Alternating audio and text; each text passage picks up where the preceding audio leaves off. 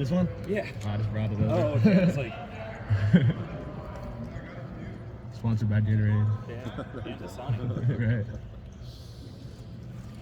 Well, how's camp going? Like, what position are you playing? Just how do you feel like you're doing, George? It's been going good. I've been playing right tackle, getting a few reps at left tackle too, just wherever the coaches need me, just trying to go in and make my presence felt. So, but it's been going good. You guys had the stomach bug going through the team for a while, the offensive line specifically. You guys were over that, I hope. Yeah, we had some dudes who got sick and kind of split around, but we were like meeting out here, doing like back to COVID days, like all separated and had hand sanitizer everywhere. So they did a good job of trying to like stop the spreading. So.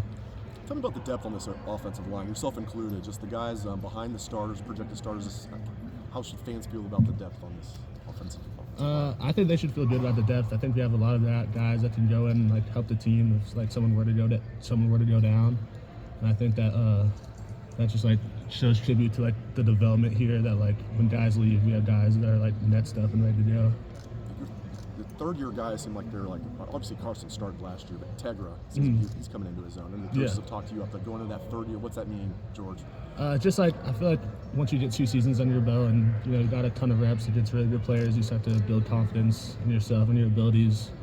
And I think me, Tegra, and Carson have all kind of shown that through our practices and through our play that like we're starting to have confidence in ourselves and starting to show on the film. So. What stands out about Tegra? We were just talking to him. He seems like a quiet giant almost, but like maybe he turns it on and gets on the field. Exactly, yeah. Tedra's a really funny dude. Me and him are pretty close. But I would say his play, he's very violent. He has really heavy hands. And, he plays nasty. He's always finishing dudes. So, yeah, Tater's a good dude. It seems like he's found a home at guard. I know they were playing a tackle and guard. Now it seems like I know coaches talked about this, and Tedra's talking about he's found a home at guard now. For sure, yeah. No, I'm happy for him. I know he's bounced around a ton. He was playing tackle during the spring, so he's had a really good fall camp playing guard, so happy for him. And you're a tackle all the way, right? Yeah. I've played guard a few practices, but definitely feel better at tackle, so.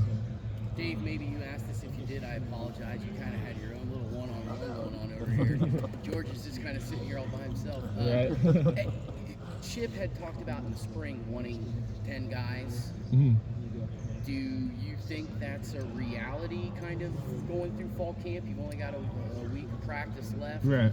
You think that's something that's viable for your guys' unit to be able to maybe platoon and get 10 guys for out sure, there throughout the game? Yeah, I think we're really deep. I think that dudes that can go to play. I kind of talked about it earlier, but yeah, I think that we're really deep and we have dudes that can play. Where are you, left or right? I'm right, but I kind of float around the left. But last few days I'm playing right. So. Where do you feel more comfortable? I'd say I played left last year, but I played right during the spring. So I'd say right now, but I can kind of once I get a few reps at left, I can kind of fall back into it. Who's playing left most of all with the second team, left tackle? Zen. Yep. How's he doing? He's doing good. Yeah, he's doing good. Yeah, he's had some good days. So yeah, like I said, we're really deep and we have dudes that are doing good. So. Coach Ryder was just talking about the riders that actually kind of help you guys in terms of depth, playing guys multiple spots and seeing some of those guys that are maybe farther back in the depth chart play. Yeah. What was it like from your vantage point? Were you sick at all during that process, and how did you kind of go about that? Yeah, I mean, you just kind of trust the process and kind of know that the coaches have the best interest for you, and that you kind of just gotta wait your turn and know that if you keep working, good things will come to you, and just keep doing the things you're supposed to do and keep buying in. So. You also said that this has probably been your best offseason of football so far. What is different about this offseason compared to the offseason past? I would say just being more locked in and being more focused on just getting better and being a better teammate.